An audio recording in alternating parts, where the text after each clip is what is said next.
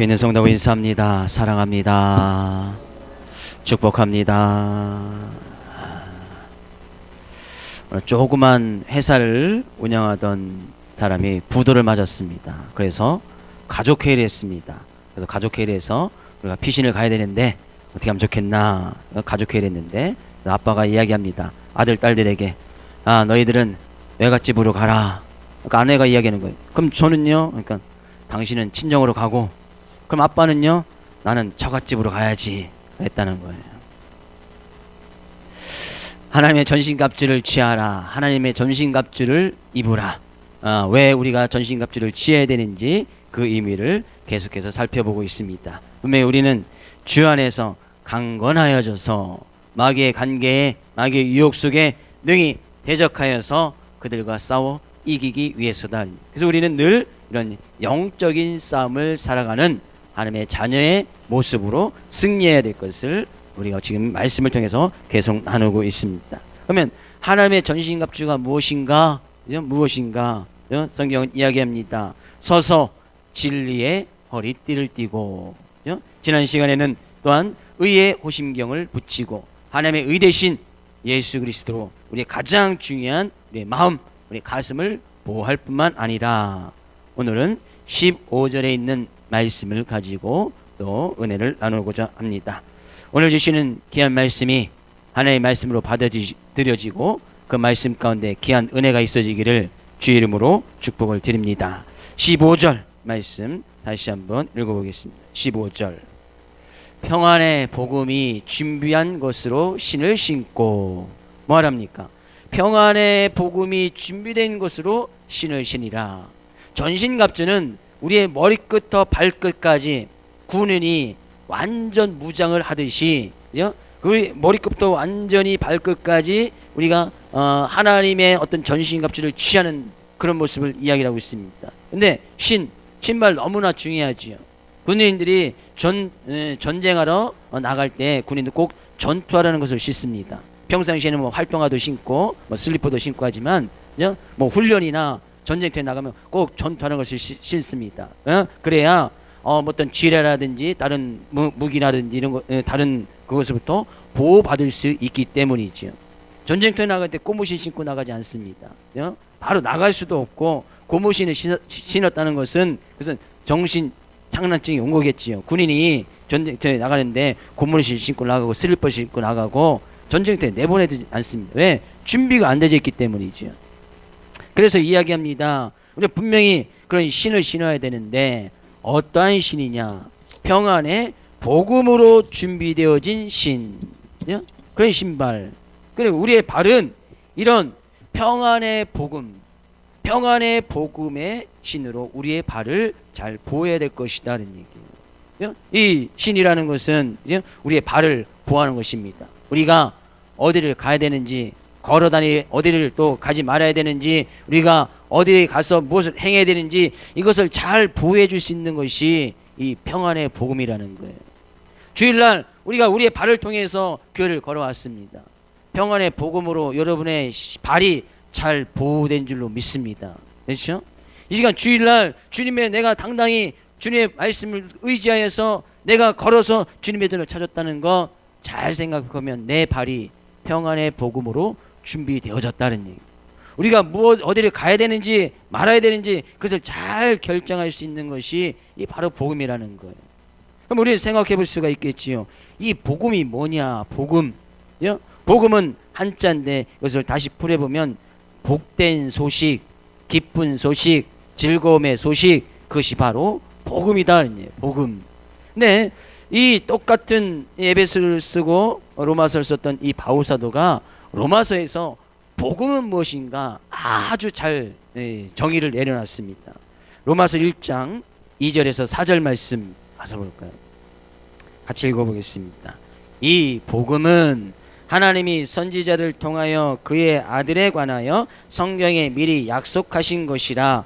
그의 아들에 관하여 말하면 육신으로는 다윗의 혈통에서 나셨고 성결의 영으로는 죽은 자들 가운데서 부활하사 능력으로 하나님의 아들을 선포하셨으니 곧 예수 그리스도시냐.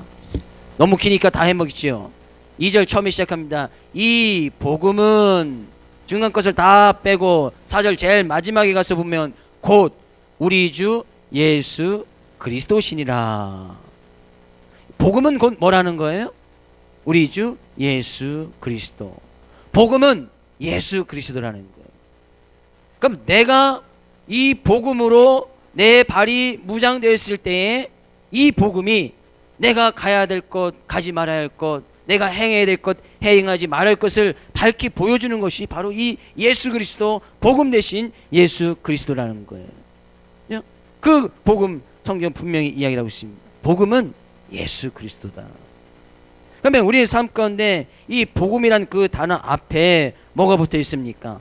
평안의 복음. 복음 대신 예수 그리스도를 듣고 예수 그리스도를 말씀을 들으면 삶 가운데 평안이 있어야 된다니. 평안. 주의 말씀을 듣고 그 복음 대신 예수 그리스도를 믿으면 삶 가운데 평안이 있다는 거예요. 내가 그 복음을 믿고 나가고 그 복음을 의지하고 나가는데 삶 가운데 평안이 없으면 둘 중에 하나예요. 둘 중에 하나. 복음을 잘못 들었던지 복음을 제가 잘못 전했던지. 제가 복음을 잘못 전했던지, 그러니까 복음을 잘못 전하니까 그것을 듣는 사람들이 잘못 들을 수밖에 없지요. 아니면 제가 복음을 바로 전했는데 복음을 잘못 이해하고 있던지. 둘 중에 하나란 말이죠. 어느 쪽이죠? 저는 분명히 매 시간마다 예수 그리스도를 이야기하고 있는데 복음 대신 예수 그리스도를 이야기하고 있는데 내가 복음 대신 예수 그리스도의 말씀을 듣고 그분을 믿는다고 하고 그분을 의지하고 한다고 했는데 삶 가운데 평안이 없어. 그럼 복음이 잘못된 겁니까? 예수 그리스도가 잘못된 겁니까? 그렇지 않지요. 예, 그 복음 예수 그리스도는 분명히 진리고 생명이고 길이라고 말씀하고 있기 때문에 그 길, 우리가 가야 할 그 길이라고 분명히 말씀하고 있습니다. 결국에 나의 삶 가운데 복음을 듣고 복음을 믿음에도 불구하고 삶 가운데 평안이 없어. 그렇다는 것은 생명 대신 주님을 올바로 듣거나 올바로 믿지 아니하기 때문이고 그 진리이신 예수 그리스도 그 진리가 무엇인지 밝히 보여줌에도 불구하고 내가 진리 가운데 거하지 아니하기 때문이고 길 대신 예수 그리스도 복음 대신 그분께서 길을 밝히 보여줌에도 불구하고 내가 그 길을 걸어가지 아니하기 때문에 삶 가운데 평안이 없단 말이에요.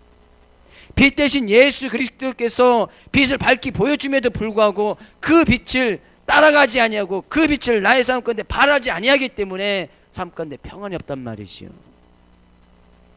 성경 가운데 복음은 절대 잘못되지 않았습니다.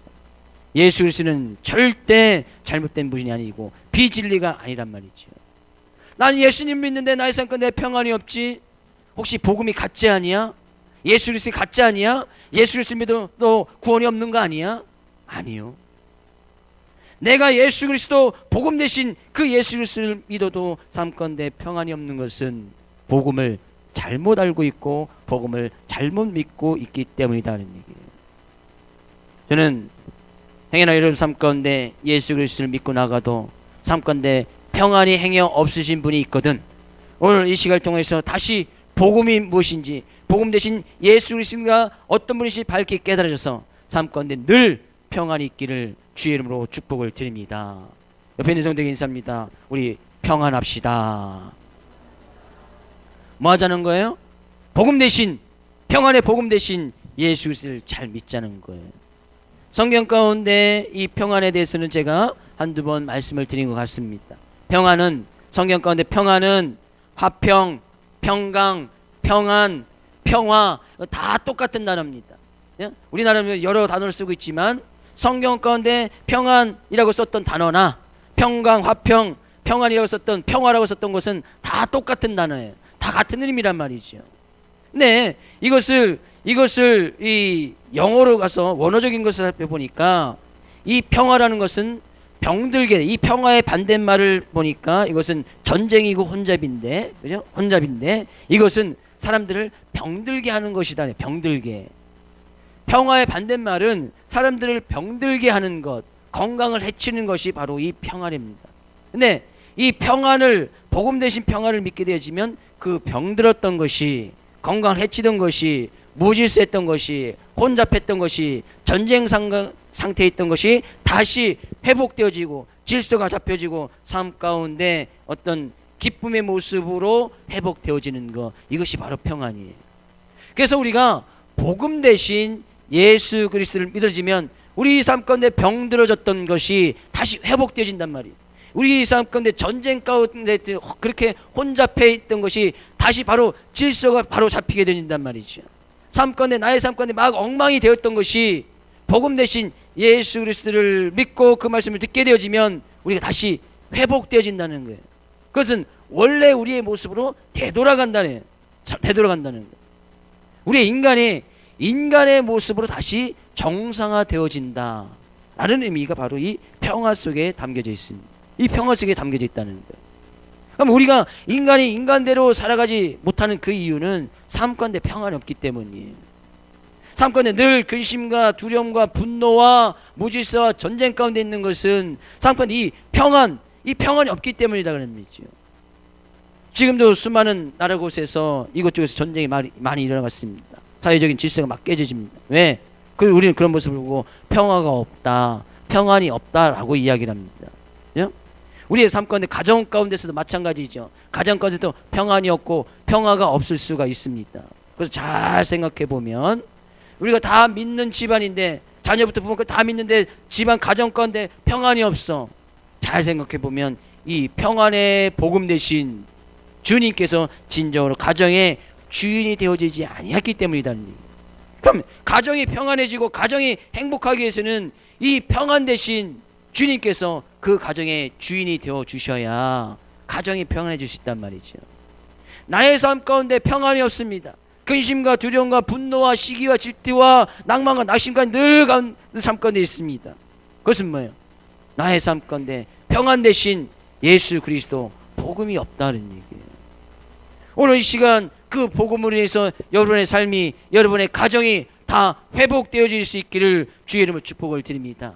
모든 것이 다시 다 정상화되어질 수 있기를 주의 이름으로 축복을 드립니다.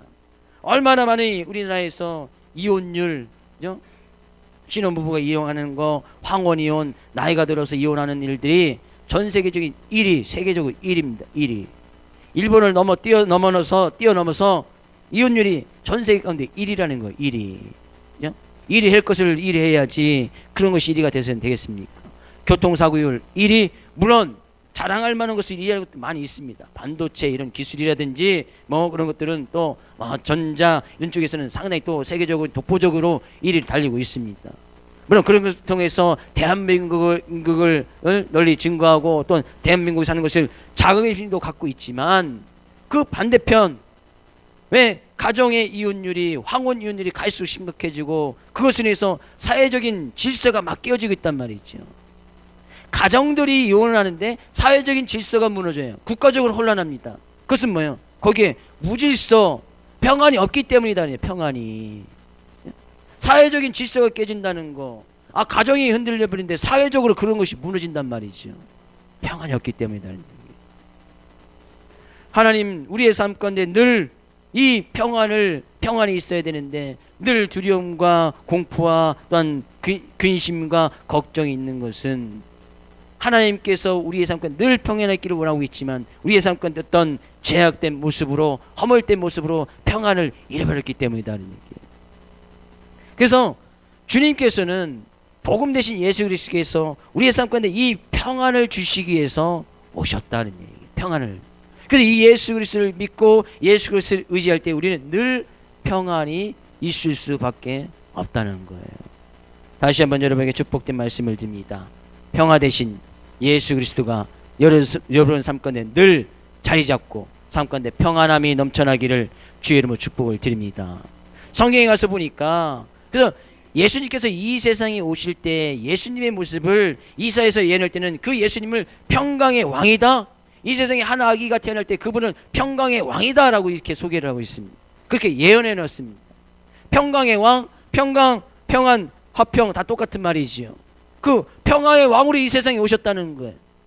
평화의 왕으로 오셨기 때문에 우리는 그분을 밀 때 삶 가운데 평안함이 넘치는 것이고, 예수님께서 이 세상에 막 태어났을 때 천사들이 예수님의 탄생을 기뻐하면서 하늘에는 영광이고 땅에서는 기뻐하시는 사람들 중에 평화로다. 그 예수님의 탄생을 기뻐하는 사람들에게는 삶 가운데 평안이 있을 거라는 거예요. 그 예수님을 의지하는 사람들에게 평안이 있을 거라는 거예요. 그래서 예수님께서 이 세상에 사역을 하실 때도 예수님 자신에게 예수님께서 이렇게 말씀하셨습니다. 요한복음 14장 27절 가서 볼까요? 같이 읽어보겠습니다. 평안을 너에게 끼치노니 곧 나의 평안을 너에게 주노라. 내가 너에게 주는 것은 세상에 주는 것과 같지 아니하니라. 너희는 마음에 근심하지도 말고 두려워하지도 말라. 그래서 주님께서 평안을 너에게 끼치노니, 내가 이 세상에 온 이유가 너에게 평안을 주기 위해서다. 평안을 주기 위해서 이 세상에 왔다. 근데 이 평안은 세상에서 주는 것과 같지 않다. 세상에서 주는 평안들도 있을 수 있겠지요. 세상에서 얻을 수 있는 기쁨도 있을 수 있겠지요. 그런데 그것이 영원합니까? 며칠 갑니까? 단식 그 순간 고통과 어려움과 근심과 두려움을 잃어버릴 그 순간이지, 다시 그곳에서 깨어져 나버리면 삶 가운데 평안이 없어져 버린단 말이죠. 그러면 평안의 반대말은 마음의 근심, 두려움. 그 삶 가운데 근심과 두려움이 떠나가도록 주님께서 우리의 삶 가운데 이런 평안을 주시기 위해서 오셨다. 평안을 주시기 위해서 오셨다는 거예요. 우린 그 예수 그리스도를 믿고 따라갑니다. 그래서 삶 가운데 근심이 떠나가고 두려워하지 말라고 했던 예수님의 많은 말씀 가운데 그런 이유가 분명히 있는 거예요. 왜? 예수님 그 자신은 평안이시니까. 우리 삶 가운데 늘 평안을 끼쳐 주시기에 이 세상에 오셨기 때문이다 그런 얘기예요. 그러니까 예수님께서 어떻게 우리의 삶 가운데 이런 평안을 끼쳐 주셨을까? 그죠? 골로새서 1장 20절 말씀은 아주 간단하게 이렇게 이야기를 하고 있습니다. 골로새서 1장 20절. 그가 십자가의 피로 화평을 이루사 만물 곧 땅에 있는 것들이나 하늘에 있는 것들이 그로 말미암아 자기와 화목하게 되기를 기뻐하심이라. 너무나 간단하게 이야기하고 있습니다. 어떻게 예수님께서 우리에게 평안을 주셨을까? 그의 십자가의 피로 화평을 이루사. 예수님께서 십자가에 못 박혀 죽으시고 그 십자가의 피를 쏟으심으로 말미암아 하나님과 우리가, 주님과 우리가 다시 화평을 이룰 수 있게끔 하여 주셨다는 거예요. 그래서 하나님과 우리 사이에 다시 화평이 이루어지고 평화가 이루어지고 또한 자기와 또 화목하게, 자기와 화목하게 주님과도 화목하게 되시기를 기뻐하셨다. 그래서 예수님께서는 기뻐하시는 마음으로 십자가에서 피를 쏟으셨다는 얘기예요. 결국 예수 그리스도를 믿는다는 것은 예수 그리스도께서 십자가에 못 박혀 나의 죄와 허물을 위해서 피를 쏟으시고 살이 찢기셨다는 그것을 믿는 거 아니겠습니까?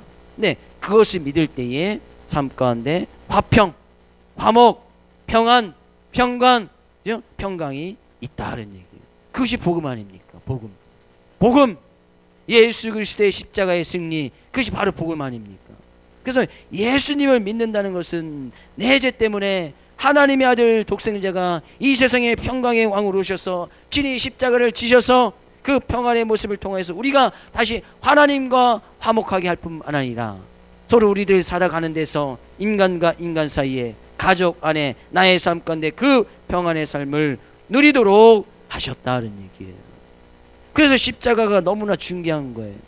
예수님을 믿는다는 삶 가운데서는 이 십자가의 피, 우리 그것을 갖다 보혈이라고 얘기해요. 보혈. 우리에게 큰 은혜를 베풀어 주셨다는 거예요. 그 보혈을, 예수 그리스도의 십자가의 피, 그 보혈을 믿을 때에 우리의 삶 가운데 이런 평안이 넘친단 말이죠. 그러면 우리는 생각해 볼 수 있겠지요. 이 보혈, 이 평강이라는 단어를 성경에 가서 보니까 이 평강이란 단어, 평안이란 단어를 성경에 생명이란 단어와 똑같이 사용하고 있습니다. 생명. 이 생명이란 단어와 평안이란 단어를 동일한 단어로 그 언어원이 같습니다. 그렇다는 것은 뭐예요?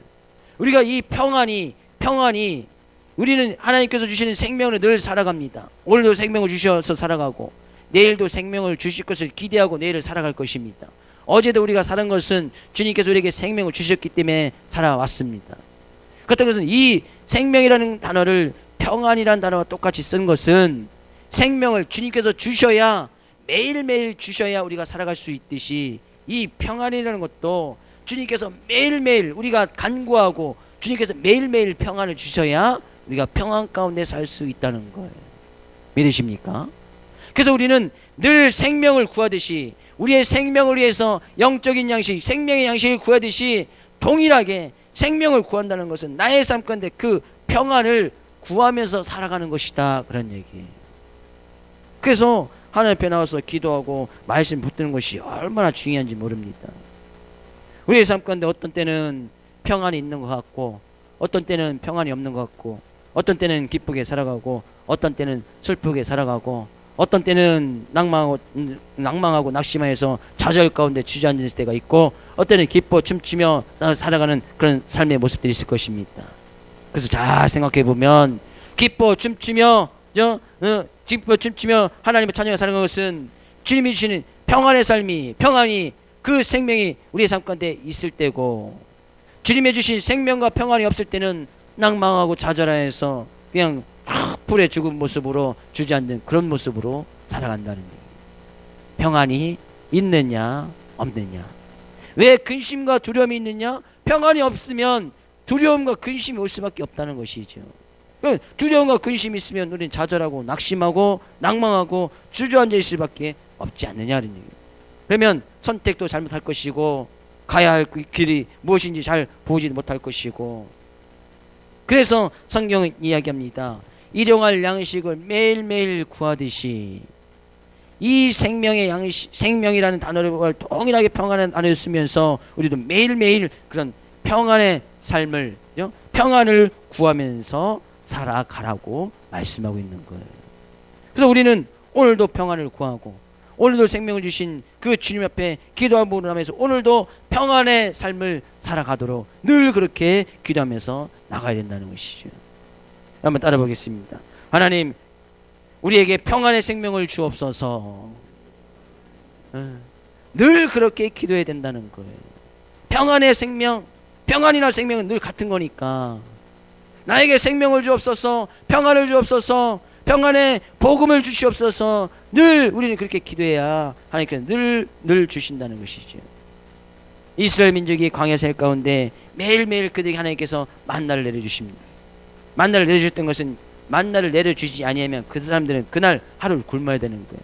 그러면서 그들에게 교훈을 주신 것이, 매일매일 하나님께서 주시는 생명으로 너희들이 살아갈 수 있음을 고백해라. 매일매일 하루도 빠짐없이, 늘 매일매일 하나님께서 그들에게 만나를 내주시지 않습니까? 매일매일 우리의 삶 가운데 하나님께서 생명을 허락해 주시지 아니하면, 매일매일 우리의 삶 가운데 이런 평안을 허락해 주시지 아니하면 우리는 살아갈 수 없다는 그런 귀한 믿음의 고백을 드려야 된다. 드려야 된다. 다시 한번 여러분의 삶 가운데 축복된 말씀을 드립니다. 주님이 주시는, 매일매일 주시는 이 생명의 평안의 복음을 받으셔서 삶 가운데 기쁨과 즐거움이 넘치는 귀한 여러분 되어지기를 주님으로 축복을 드립니다. 그래서 가정이 평안하다, 매일매일 주시는 주님의 은혜를 구할 때 가정이 평안한 거예요. 가정이 온전히 다시 정상화될 수 있다. 정상화. 가정이 가정다운 모습으로 변화될 수 있다는 거예요. 교회 가운데 늘 평안이 있다. 주님이 주신 이 평안의 복음, 평안의 생명을 늘 구하는 그런 교회에는 늘 평안이 넘칠 수밖에 없다는 거예요. 그래서 교회를 위할 때도, 기도할 때도, 가정을 위해서 기도할 때도, 내 자신의 영혼을 위해서, 마음을 위해서 기도할 때도 늘 평안이 넘칠 수 있도록 그렇게 기도해야 된다는 거예요. 네, 이 평안의 복음이 왜 중요한가? 왜 주님께서 평안을 주시면서 매일매일 주시는 그런 생명을 구해야 되는가? 성경 가운데 너무나 간단히 이야기했습니다. 이 평안은 우리의 삶 가운데 구원과 직접적인 관련이 있기 때문이다는 얘기예요. 구원과 직접적인 관계가 있단 말이죠. 그래서 성경 가운데서는 이 구원을 날마다 이루라고 말씀하고 있습니다. 날마다 이루라. 그럼 매일매일 이 구원의 삶을 살아가라는 것이죠. 그렇다는 것은 우리는 오늘도 살아갈 때 이 구원이라는 것이 필요하다는 얘기예요. 매일매일 구원이라는 것이 필요하다는 거예요. 그래서 예수님께서 탄생하실 때에 아까도 말씀드렸듯이 하늘의 영광이요 땅에서는 하나님이 기뻐하시는 자들 중에 평화로다 라고 말씀하신 것은 예수님께서 평화의 모습으로 오셨고 평화를 전하셨고 평화를 이루시는 삶을 살아셨고 그 예수님을 믿을 때 이 평화가 우리에게 주어지고 그 평화의 삶은 동일하게 우리에게 구원이라는 것을 이루어준다는 거예요. 그럼 나의 삶 가운데 평안이 있다. 오늘도 나는 구원을 이루면서 살아간다는 거예요. 내가 평안 대신 복음의 말씀 예수 그리스도를 믿고 나간다는 것은 내가 오늘도 주님이 주신 그 구원의 은혜 가운데 거하며 살아간다는 거예요. 내가 지금 평안에 있다. 평안 가운데 거하니 있다. 지금 구원 가운데 거하고 있다는 거예요. 지금 성경 가운데 놀라운 진리를 제가 말씀하고 있는 겁니다. 이 평안은 곧 생명이고 이 평안은 곧 구원과 직접 관계가 있다는 거예요. 그래서 이 구원이라는 것과 평안한 것은 전적인 하나님의 은혜입니다. 왜? 하나님께서 주시지 아니하면 받을 수가 없는 거예요. 만나 하나님께서 주시지 않으면 받을 수가 없습니다. 그들이 만나 만들 수도 없고 만나를 아무리 구해도 하나님께서 주시지 않으면 받을 수가 없다는 거예요. 그들이 아무리 예배를 잘 드리고 제사를 잘 드려도 하나님께서 주시지 않으면 먹을 수가 없는 거예요. 동일하게 이 평화와 생명과 구원은 전적인 하나님의 은혜다 그런 얘기예요. 내가 오늘도 주님을 믿고 나가는 그런 평안 속에서 그 복음 속에서 구원의 삶을 살아가고 있다면 전적인 하나님의 은혜다 그런 얘기예요. 하나님께서 부어 주셨기 때문에 우리에게 주셨기 때문에 우리에게 그런 은혜의 삶으로 평안의 삶으로 살아갈 수 있다는 얘기예요. 우리는 매일매일 삶 가운데서 그런 평안의 복음 예수 그리스도를 늘 준비해야 되고 그분을 온전히 의지해서 삶 가운데 이 생명을 유지해야 되고 이 구원의 삶을 늘 살아가야 된다. 성경은 말씀하고 있습니다. 저는 여러분의 축복된 말씀을 드립니다. 오늘 말씀을 통해서 평안의 복음이 여러분 삶 가운데 준비되어지기를 주의 이름으로 축복을 드립니다. 여기서 준비되어진다는 것은 준비된다는 것은 신부가 신랑을 맞이할 때 그런 신랑을 맞이하면서 기다리고 있는 그런 모습을 이 준비라는 단어를 쓰고 있습니다. 신부가 신랑이 딱 올 것을 기대하고 준비하고 있어요. 근데 신부가 준비할 때 신랑이 딱 오는데 신부가 앞치마 딱 두르고 얼굴은 깨재재하고 머리도 감지 아니하고 얼굴 막 묻히면서 그렇게 신랑을 맞이하고 준비하는 사람은 아무도 없겠지요. 그렇지요? 저도 결혼할 때 딱 신랑을 딱 준비하는 신부가 가장 아름다운 모습으로 전 그때 그 이후로 그렇게 아름다운 모습을 보고 있습니다. 지금도 보고 있어요. 매일매일 보고 있습니다. 그래서 잠시 그리울 때는 예전에 사진 찍어놓으면 잠시 보고 그것을 갖다 잠시 이렇게 딱 지금의 딱 거기다 얼굴에 딱 그 얼굴을 새겨놓지요. 많이 다른 점도 있겠습니다만 어느 누가 신부가 신랑을 맞이하고 준비하는데 깨재재하고 앞치마 두르고 얼굴 묻히고 머리 깨재재한 그런 모습으로 준비하고 있지 않단 말이죠. 여기서 준비하는 것은 바로 그런 거예요. 평안의 복음, 그 예수 그리스도가 우리에게 평안을 주신 그 예수님께서 우리에게 평안을 주실 텐데 그렇게 기뻐하고 준비하고 기대하고 소망하는 모습으로 그 예수 그리스도를 믿고 따라가라는 것이죠. 그렇게 준비하라는 거예요. 평안의 복음의 말씀, 그런 기쁨으로 준비하고 계십니까? 그런 즐거운 마음으로 아름다운 모습으로 예수님을 기대하고 소망하고 살아가고 계십니까? 우리의 삶 가운데 생명을 주시고 평화를 주시고 구원을 허락하신 그 예수님을 늘 준비하면서 살아가냐 그런 얘기예요. 오늘도 주님 앞에 나올 때 정말 기쁘고 즐거운 모습으로 아름다운 모습으로 주님을 만날 것을 기대하고 소망하고 나오셨습니까? 우린 그런 모습으로 늘 준비해야 된다는 거예요. 복음 대신 예수 그리스도 우리에게 평화를 갖다주고 생명을 갖다주고 구원을 이루어주고 하나님의 언약의 성취를 이루신 그 예수님을 늘 준비하면서 늘 기대하면서 늘 소망하면서 살아가라 그런 얘기예요. 왜요? 그러면서 평안의 복음에 준비한 것을 신을 신으라. 이 복음이 예수 그리스도께서 나의 삶의 길, 나의 길을 보호해 줄 것을 믿고 그 확실하게 그 신을 신으라 그런 얘기예요. 똑같이 앞에서도 진리의 허리띠, 이 띠를 띠는데 이것이 나를 보호해줄 것이라고 생각하지 않으면 진리의 띠를 띠지 않습니다. 의의 호심경, 이 호심경을 붙이는데 이것이 나의 가슴, 나의 심장을 보호해줄 것이라고 기대하지 않으면 붙이지 않는 거예요. 동일하게 이 평안의 복음의 신이 나의 갈 길을 인도해 주지 아니하고 나의 삶 가운데에 나를 보호해 줄 것이라고 믿지 아니하면 이 신을 절대 신지 않는 거예요. 이 신을 신이라고 하는 이유는 그 복음 대신 예수 그리스도, 삶 가운데 평안을 가지신 그 예수 그리스도를 확실히 믿고 확신 가운데 거해서 그 복음의 신을 신으라는 거예요. 그러면 그 길 대신 주님께서 우리의 삶 가운데 평화의 길로 인도해 주실 것이고, 우리의 삶 가운데 진리의 길로 인도해 주실 것이고, 구원의 길로 인도해 주실 것이고, 우리를 생명의 길로 인도해 주실 것이다 하는 얘기예요. 이런 확신을 가지란 말이죠. 확신이 없으니까 신었다 벗었다 신었다 벗었다 하는 거 아니겠습니까?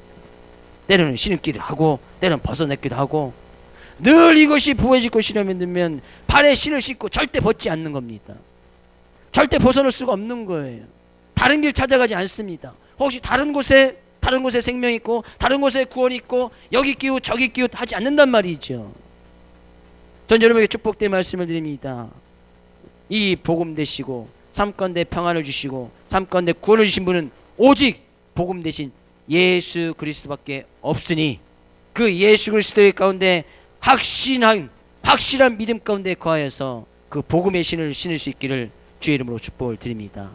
옆에 있는 성도에게 인사합니다. 우리 복음의 신을 확실히 신읍시다. 다시 한번요. 절대 벗지 맙시다. 그 복음의 신을 신고 나가서 세상에서 우리에게 주신 이 화평, 평안을 신을 신고 나가면 반드시 사람들은 보게 돼 있죠. 저 사람 가운데 평안이 있구나. 저 사람 가운데 기쁨이 있구나. 그 복음의 힘이 저들을 보여주는구나. 밝게 보여 증거하며 살아간다는 것이죠. 어떻게 저 사람 가운데 평안이 있을 수 있을까? 저렇게 어떻게 힘들고 어려운 가운데서도 삶 가운데 화평을 이루며 살아갈 수 있을까? 밝게 보여주는 증거된 증인된 모습으로 살아갈 수 있다는 것이죠.